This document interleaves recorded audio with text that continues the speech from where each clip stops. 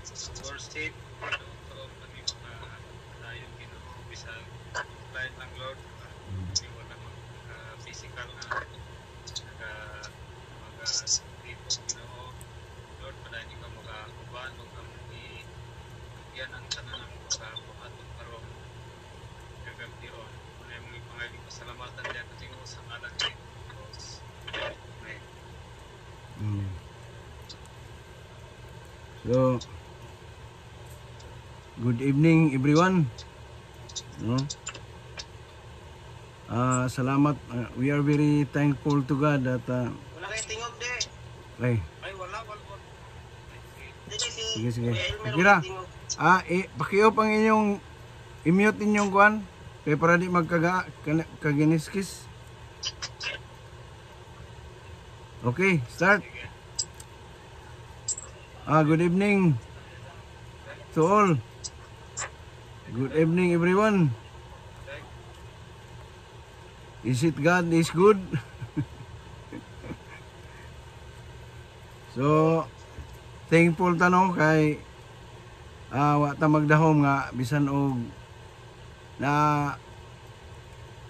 og naay mga pagsulay nga atong nasinatian karon.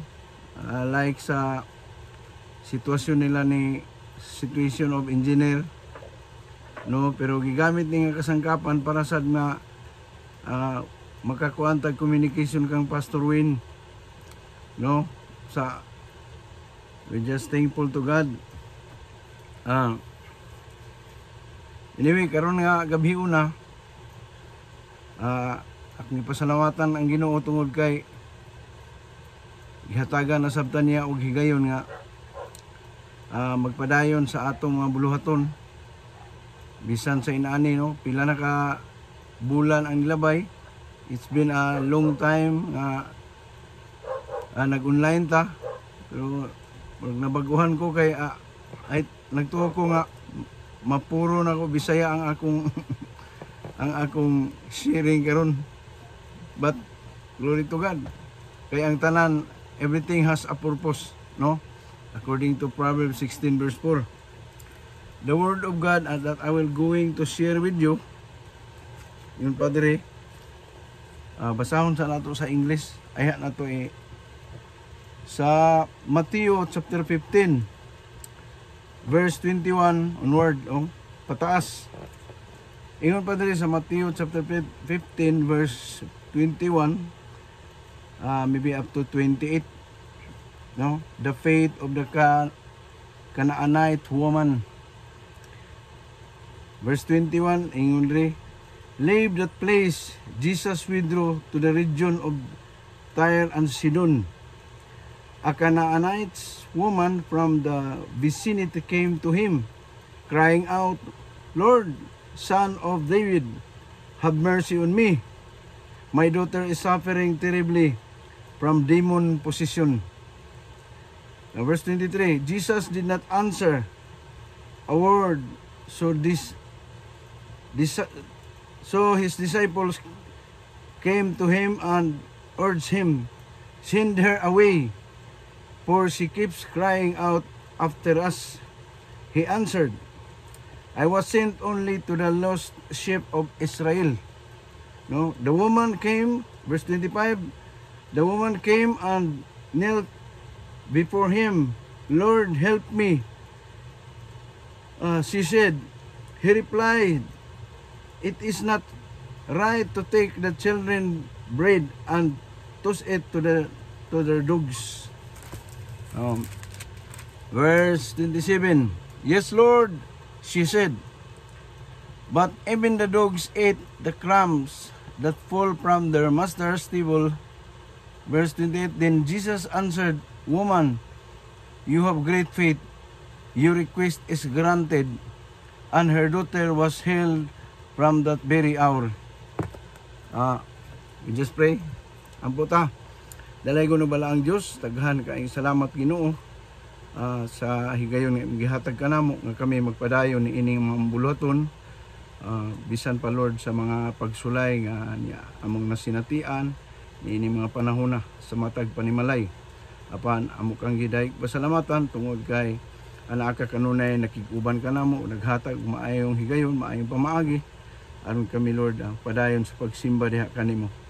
Ablihi ang mga espirituhanong panghuna-una kasing-kasing alang sa amo nga pagtuon karon Lord, masabtan namong tin-aw akong ipaubos akong kagalingon Lord, hatagi ako sa kaalam o pinaagi sa balaan nga Espiritu Santo nga mutabang kanako sa pagtudlo aron masabtan pag-ayo sa kalawom, sa kalapad, sa kahabog, sa kataas ug sa kadako ang tanan nimong mensahe aron tin-aw nga masabtan sa matag usa. We bless you Lord, we honor you.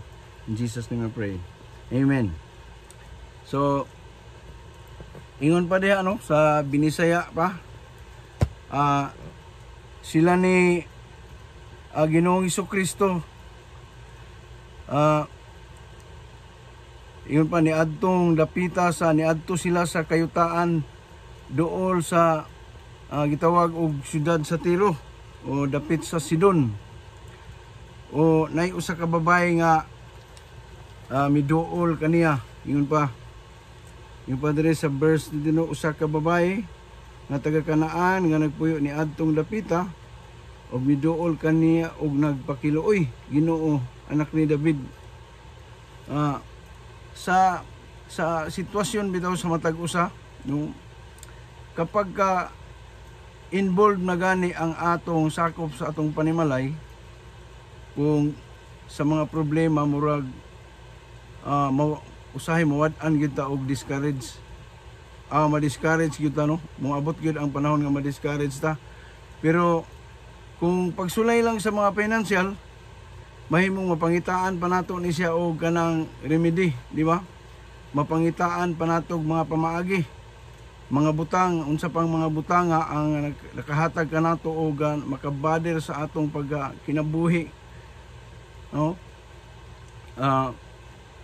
Pwede pa nimong mapangitaan og pamaagi, pero gani og balatian na gani ang muduaw sa atong tagsa-tagsa nato ka mga panimalay. Sama sa nahitabo karon kang engineer instead nga dito ta magtapok no, nahimo na hinon nga online tungod kay sa sitwasyon ni Noah no. Pero anyway, apil gihapon na sa atong mga prayer, atong mga pag-ampo nga maka-recover gihapon ang mamaayo pagdali. Pero sama ani nga nahitabo din usa ka babae nga kanaanon no, nga miduol ngadto kang Ginoong Hesukristo. Ingon pa diri miduol kaniya, nagpakiluoy no, naghangyo o miluhod, mingon siya nga anak Jesus o Ginoo anak ni David, kaluoy taon ako ang akong anak nga babaye giyawaan og nagantos pag-ayo no. In fact, kani yun nga sitwasyon sa usa ka babae nga ang iyang anak, kung atong hunaon-hunaon, ang atong anak gikan sa gamay pa, gipadako nato. Unya, sa dihang nidako na, atong ang gihagwa-hagwa, atong gisakripisyohan natong maayo. Pero sa panahon di ay nga, ingon niya na ang sitwasyon sa mga pagsulay, no? Ingon pa diri, giyawaan, sugisudlan bakibali og dautan nga espiritu, di ba? So sinuwa lang gani nga hilantan lang gani hilantan, pero grabe naman gyud ang problema nga naabot sa bisan ako gani nabalaka ko kay bata pagod kayo no. Kita bisan sa atong mga sakop sa atong panimalay kung maabot na gani na kinahanglan nga paningkamutan pag yun nato nga makabaton yun og kasulbaran ang maong mga problema. Kaya gani ingon diri sa verse 23 ingon siya, apan wala motubag ang Ginoong Hesukristo no. Kung sa panahon sa pagduol sa usa ka babae, makita nato nga ang babae doon na gid siya grabe ka perseverance, di ba? Wala gyud siya mga mubati o ka-discourage ba nga impact daghan gani kay siya nadungog. May nabati siya mga negative sa iyang sa gisulti sa no unang-unang niingon ang iyang mga disciple ni Jesus. Ingon pa niya nga kinsa man ning bayhana papahawaan ni diri papaulian ni sila kay saba kayo sige sunod-sunod. Di ba? No? Papahawaon siya. Unya si Jesus pod wala mo tubag, di ba? Sa diha nga wala siya mo tubag, kita sad usahay kung magampo ta usahay makaingon ta nga mura magwalay tubag kay the silent naman ang Lord, no? Gahilom naman ang Dios. Pero siya ang Dios nga bisan dili siya mo tubag do nagi katubagan ang mga pagampo. Amen ba? No? So ingon pa nga sa iyang pagduol, grabe ang iyang pagpaubos. Miluhod siya o nagpakiluoy siya sa Ginoo. Namuna nga kinahanglan masabtan nato nga angay na atong may aplikar sa atong mga kinabuhi nga kinahanglan mahimutang umulahutay, makapersibir ta sa atong sitwasyon o masabtan na nato kung unsay angay natong buhaton. Gani kining mga taga-Kanaan, kaning mga Kanaanites, gitawag og Kanaanites, mao gini ang pinaka-inimi o pinaka-kaaway kaayo sa mga Israelita. Mao gani nga niingon ang mga tinunan ni Jesus Christ nga kinsa gitawi, papahawaan ni siya kay saba kay siya. Nagsigig singgit-singgit. Usa tungod kay kontra kaayo ning mga taga-Kanaan ngadto sa mga Israelita. Kay ang mga taga-Kanaan di ay dili na sila mutuo sa atong Ginoong Hesukristo. In fact kini lang usa ka babae nga mo'y nagtuo nga sa tanan niya nga mga problema sa iyang kinabuhi ang iyang anak nga giyawaan, no? Siguro daghan na siya pamaagi nga gihimo pero nganong ni duol pa man siya sa atong Ginoong Hesukristo tungod kay siya lang ang usa ka taga-Kanaan nga miila, no, sa atong Ginoong Hesukristo. Unya kanang gitawag niya nga Ginoo, Son of David. Usa na siya ka titulo, no, title na siya nga si Jesus is ang Messiah, di ba? Ang manluluwas sa Israel. Bisan patuod og ang mga taga-Israel wala mo tuo ang tanan ang taga-Kanaan, bisan tagani ang mga Hudyo. Pero kini nga babae wala gid siya masayop sa iyang pagduol dito sa atong Ginoong Hesukristo.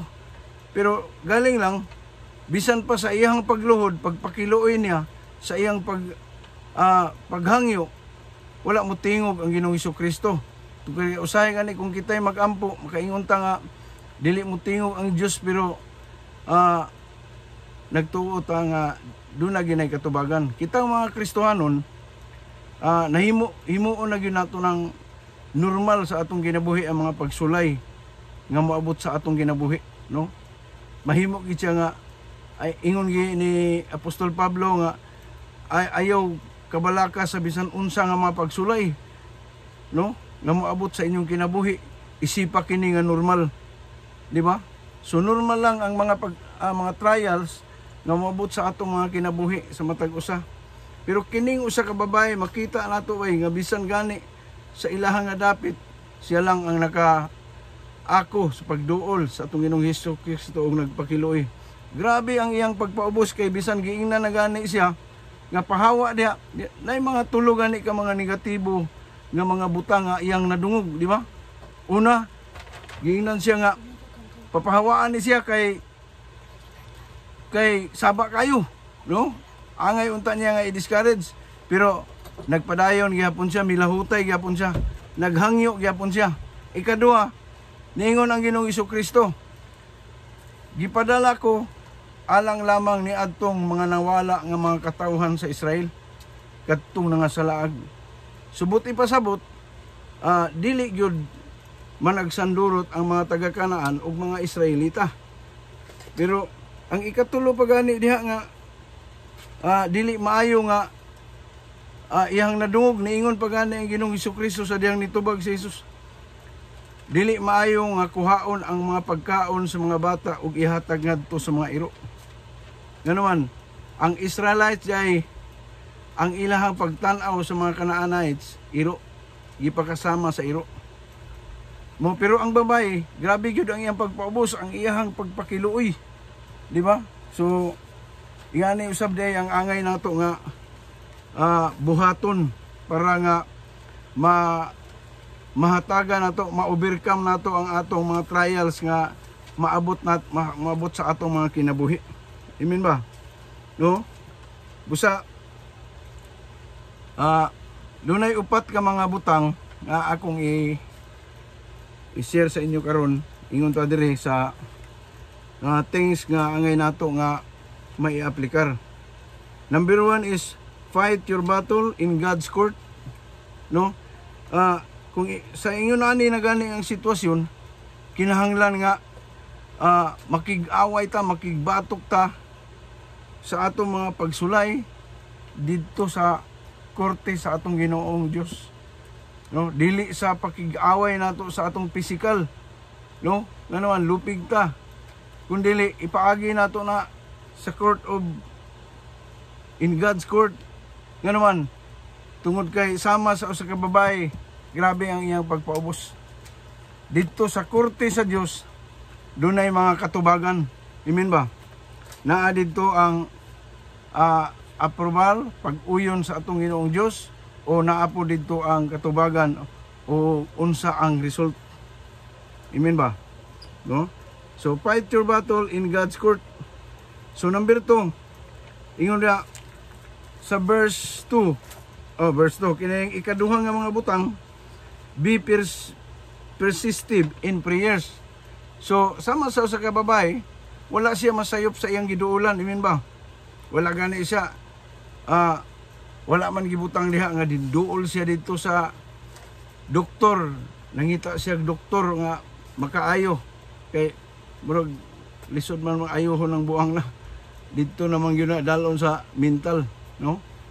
So wala siya masayop sa iyang pagduol. Unya ingon pa be persistence in prayer. Gani ang babaeng Canaanites nagpaubos gid siya, nagpakiluoy gid siya. Kay nasayod man siya nga walay lain nga katubagan sa iyang mga problema, sa iyang mga kinabuhi, sa iyang mga trial, sa iyang mga life, sa iyang life, kundili ang Ginoong Hesukristo lang. In fact, no? So ingon pa niya sa verse 25, no? Atong basahon ang verse 25 para apan miduol ang babae ug miluhod sa atubangan ni Hesus, Ginoo, tabangi in taon ako, bingon siya. Mao na ang pagpaubos sa usa ka babae. So kinahanglan nga naatay humility. Dili ta mangitag, dili nato pangitaon ang kasulbaran sa atong mga problema diha sa atong mga silingan o sa bisan ba naa sa atong palibot. Kay ang una di ay nato nga pangayuan o pagtabang is ang atong Ginoong Hesukristo, dili ang tao. Amen ba? No? So mao na nga yun pa sa ikatulong butang, show big faith in Christ. No? Third is show big faith in Christ. Tungod kay kinahanglan nga ipakita nato ang atong dakong pagtuo. Kita nga mga magtotoo, kinahanglan makita diha. No? Makita sa atong Ginoong Hesukristo nga duna kay dakong pagtuo. No? Tungod kay gitawag ka lang nga Kristohanon pero kulang ka sa pagtuo. Pareha ani sama ani nga babae nga niingon nga sa verse 26, yung sa Jesus answered, dili maayo nga kuhaon ang pagkaon sa mga anak aron ipakaon sa mga iro. No? Pero ang babae nagpakita gyud sa iyang dakong pagtuo nga si Ginoong Hesukristo mao ang Mesiyas. Jesus is the Messiah. No? They show her faith sa kang Jesus. Busa inani dia angay nato nga buhaton nga ipakita nato isip nga magtotoo nga doon na tayo dakong pagtuo sa atong Ginoong Hesukristo. Dili kay kanang ampaw lang atong pagtuo, taphaw, di ba? So kung sa usa ka higayon gani atong pahinumduman tong usa ka one time nga si Jesus Christ nagtudlo sa iyang mga tinun-an, ingon siya nga dunay usa ka judge nga dili mahinadlokon og Dios, no? Usa ka judge nga walay kaluoy kang bisan kinsa, pero dunay babae nga nagpakiluoy alang sa iyang kaso, di ba? Naghangyo, nagbalik-balik siya sa paghangyo dito sa judge.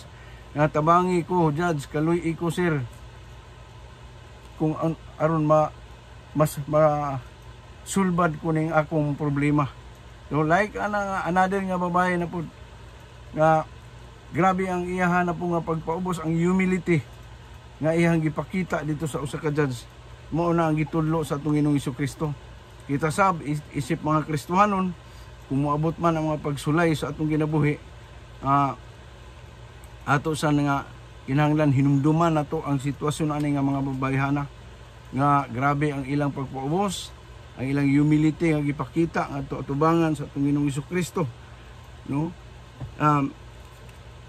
Na ikaupat nga butang nga angay nato nga ma-apply sa atong kinabuhi, ingon diri number 4, use trials as instrument of God's glory, no? Gamito nato ang mga pagsulay aron nga mag-glorify ang Dios. Amen ba? Example sa kinabuhi ni Brad Roger, nga ang iyang kinabuhi sa una sa maayo pa iyang kahimtang, and then niabot ang panahon nga ingana ang iyang sitwasyon sa atong igsoon, no? Ako lang ni ilakbit gamay, no? O ni apil ba ka siya o wala ko kakuan sa diha nga niabot na sa iya ang problema nga nasa dialysis, no? Testimony gani ni Sister Wina gagahapon nga sa diha nga naa na siya dito, nagpa-dialysis na siya, kato ang time nga iyang gigamit aron sa pag-share sa pulong sa Dios, sa kamaayo sa Ginoo sa iyang kinabuhi. Ngano man kay gitagaan pa siya og another chance nga makabaton siya maing lawas. So kung unsa man ang mga trials nga miabot sa atong kinabuhi, unsa man ang mga pagsulay nga miabot sa atong kinabuhi, gamiton nato ni aron mag-glorify ang Lord. Amen ba? No? Para mag-glorify ang Lord, dili kay sa panahon sa mga problema magsige na lang tag dangoy-ngoy, no? Magsige na lang ta og amukmuk sama sa gihimo sa usa ka babae. Wala man gipakita dito nga ang babae gani bisan pa og ang iyahang anak giyawaan, wala niya dito nag-atong-atong lang siya dito nga nagsunod-sunod, kundi nangita siya paagi, pinaagi sa iyang pagduol sa atong Ginoong Hesukristo. So kinisab isip mga magtotoo, kinahanglan nga padayunon gyud nato ang atong mga pag-ampo, no? Naata sa sitwasyon sa problema, kinahanglan nga naatay persistence. Amen ba? No? Preta sa buntag, preta sa udto, preta sa gabi, no? Sa ako, testimony lang gamay sa among sitwasyon, pag time nga sa pingting pre na tawgon ginako niya akong mga sakop, labi nagdaghan mi, mas maayo gyud nga mag-usa gyud ang pag-ampo, no? Tungod kay nindot ang paminaw sa bisan pag naay mga problema sa kinabuhi, mabati gihapon nato ang kalipay diha sa presensya sa atong Ginoong Dios, no? Busa naglaom ako nga doon na tayo nakuha nga pagtulunan alang ni ini nga topic, ingon pa use trials as instrument of God's glory. So gamito nato ang mga pagsulay aron mag-glorify ang atong Ginoong Dios, no? Upat lang ka mga butang.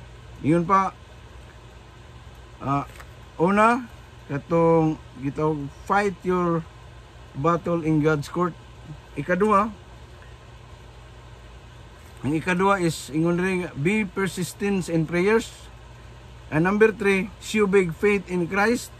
And number 4, use trials as instrument of God's glory. So kana lang ang akong ikashare karong gabi una. Naglaom ko nga natay nakutlo. Akong ipasa kang brother ini, and then ukaha kang pastoruin kinsay mo kuan.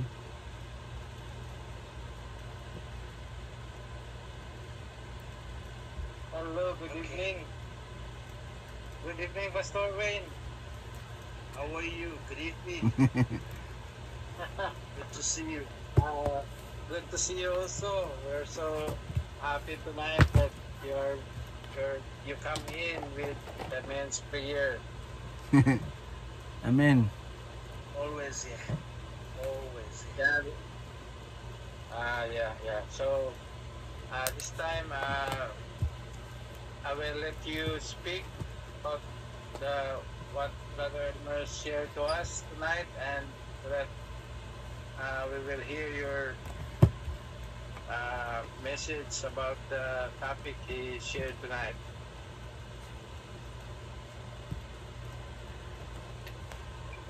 Okay. Firstly, I like what Elmer said. Even though I don't speak Messiah fluently, I can understand. Yeah. Glory to God. The thing you must Glory look to at God. is the time that was written. It was written in a time when the gospel was not yet given to the Gentiles, it was only to the Jews.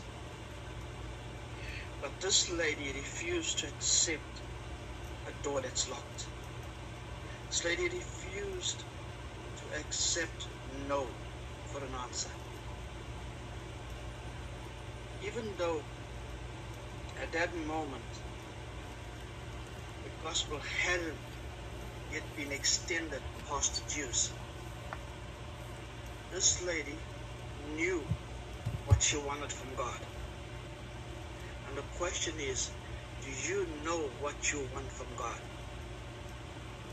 And do you know that God is able to supply it? Because she knew what she wanted, she knew God is able to supply, and therefore she would not accept no. So her persistency came because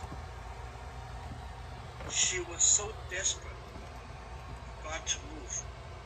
Now her child, in our case, can represent your business, can represent your health, can represent your ministry, can represent your vision or your dream. How desperate are you for God to move, and do you know that God can move? You see, this lady refused to accept the fact that at this time in history or this time in life, that the word of God was not yet extended to her. So I am asking you, do you know that your persistence in knocking will cause the door to open? Do you know that your persistence in asking will cause the answer to come? Will cause you to receive? The Bible says, knock and it shall be opened. Ask and you shall receive.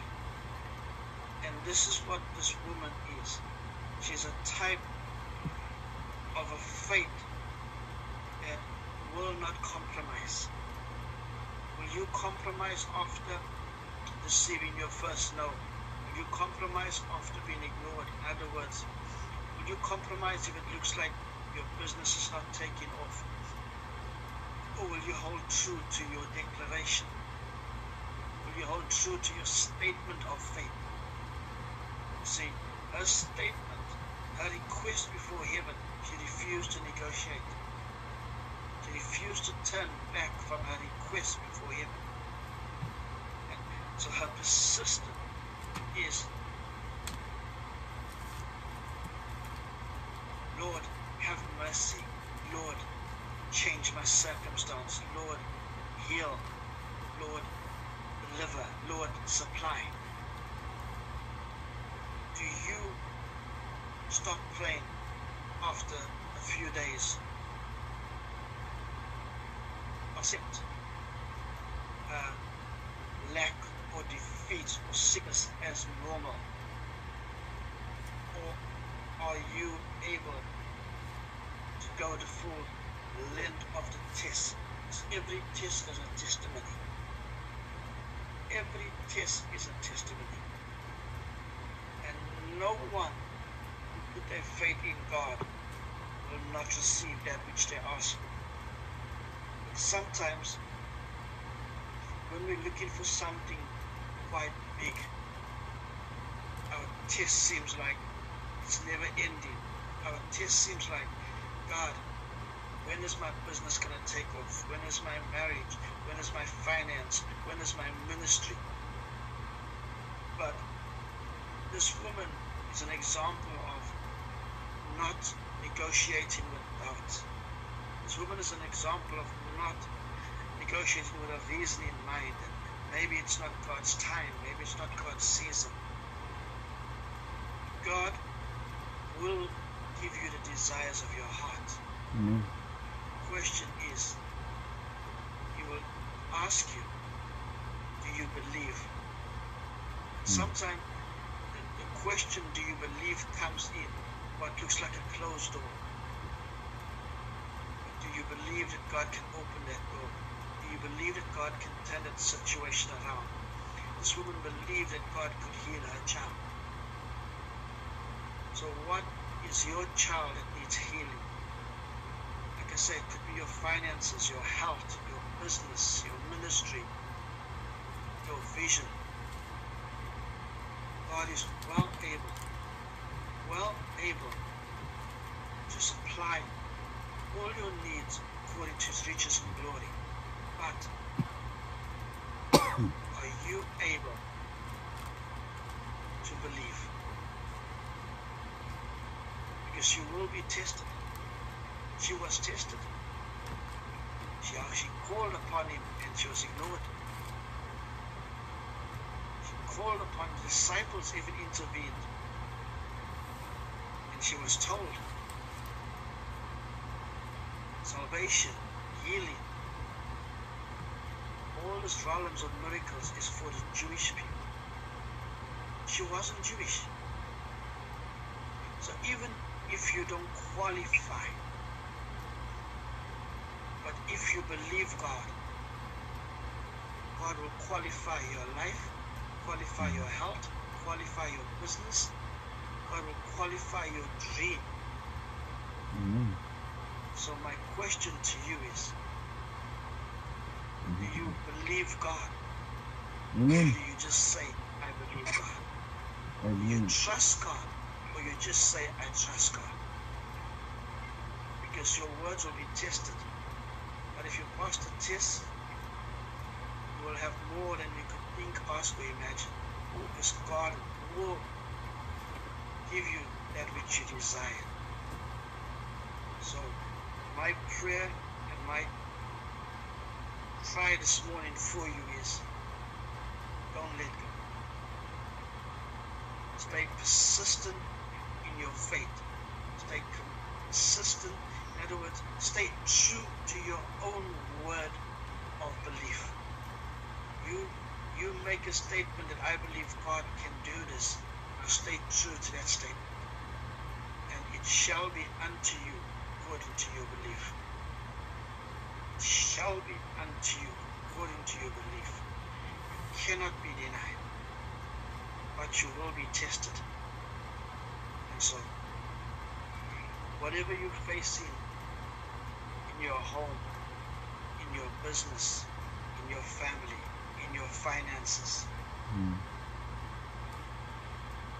my prayer is that you would realize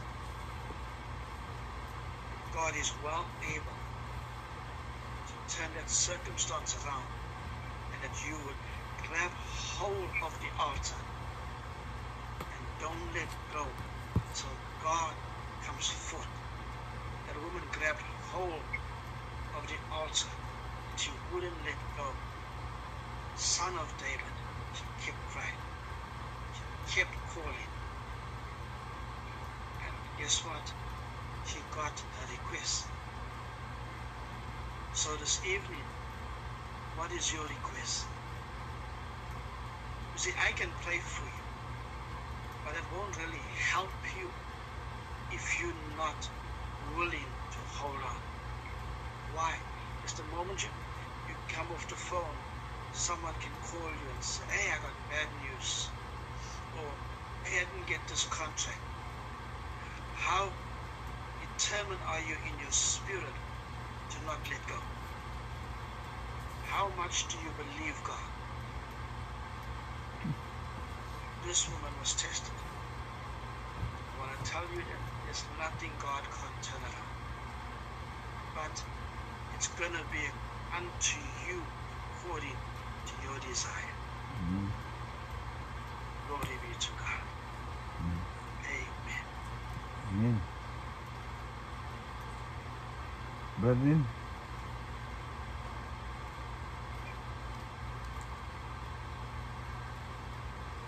Amen. Tugo Pastor sa the expounded word of the Lord, and praise to Brother Elmer tonight. So, as we go on sa atong prayer, Brother Neruso will lead us for the rules tonight. nato diha sa listahan, pare koy.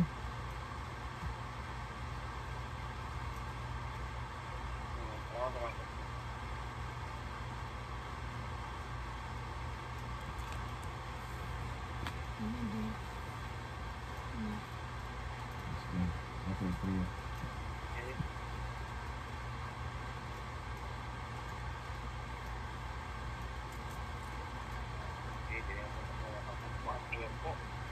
Apel to Brother. Apel ang pamilya ni ko nagpa-pray si Godfrey. Oh, lagi kay sino nga lagi? Kinato siya. Nya, amo tong items kinsa may assign nimo? Prayer items. Katotalan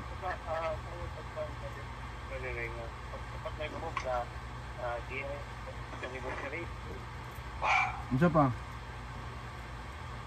Cornerstone na yun, JL. Upat ra? Katulog, Church, DIA Church, Valencia, Division, Katulog,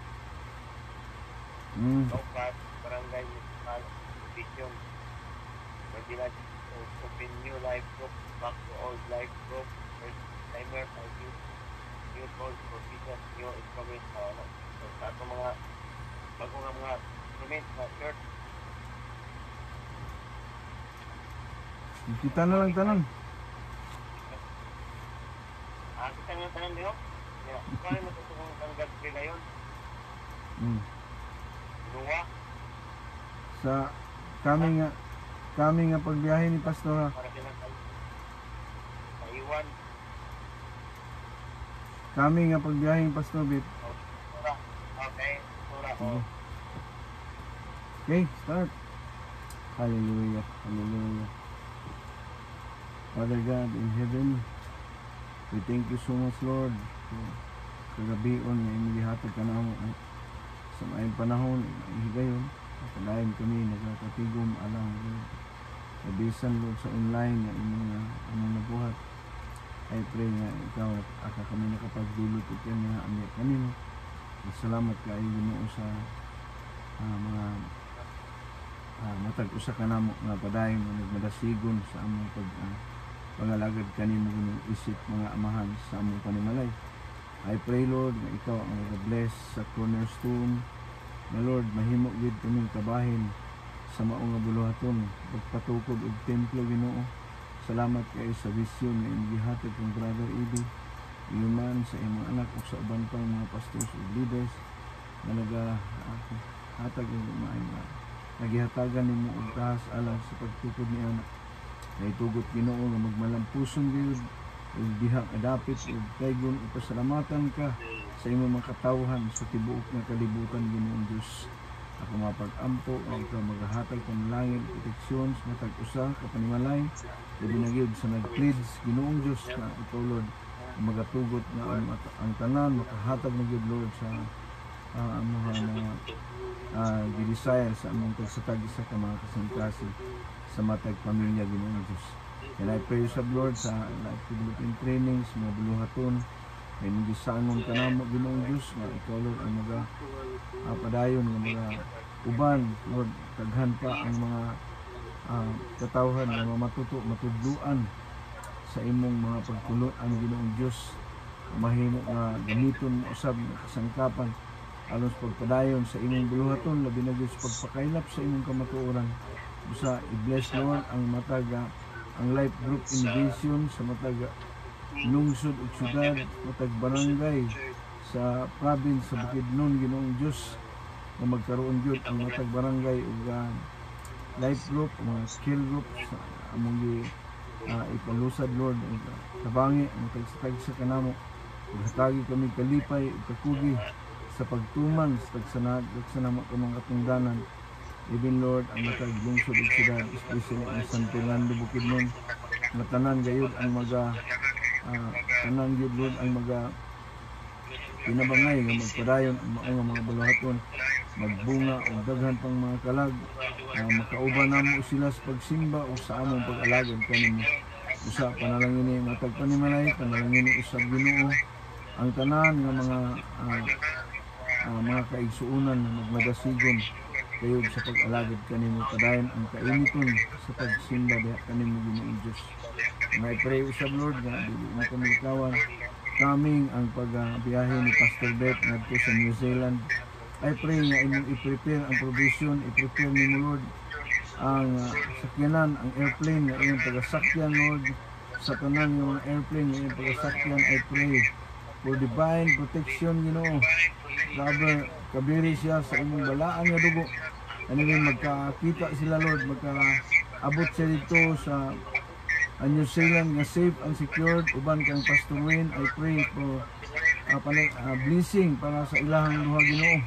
Ihatag kanila Ginoo ang kalipay samtang sila nang kauban ni ini nga sitwasyon sa ilang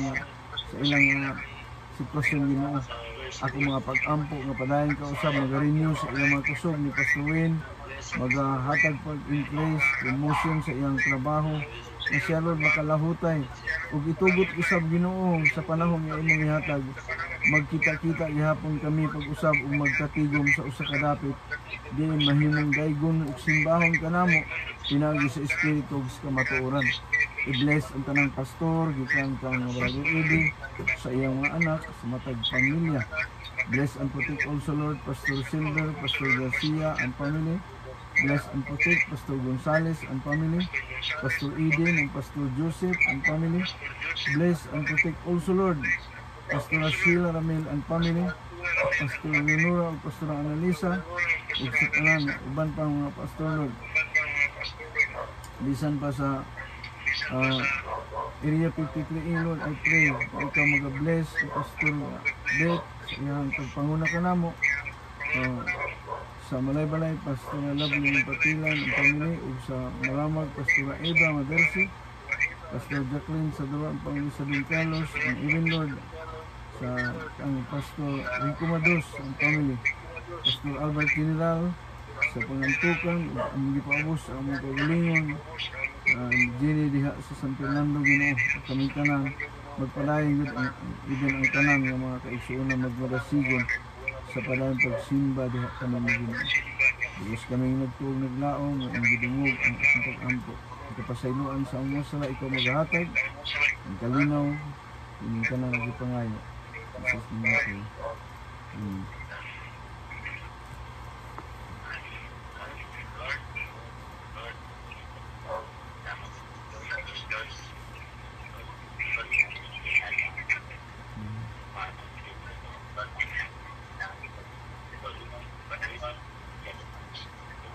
Mm.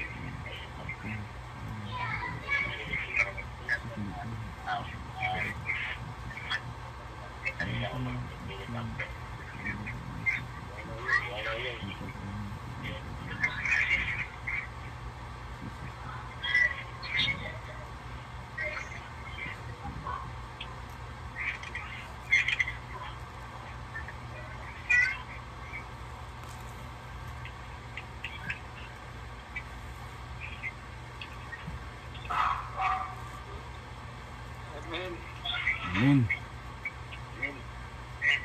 Amen. Pastor, Hello, Pastor. how's your life? How's your life?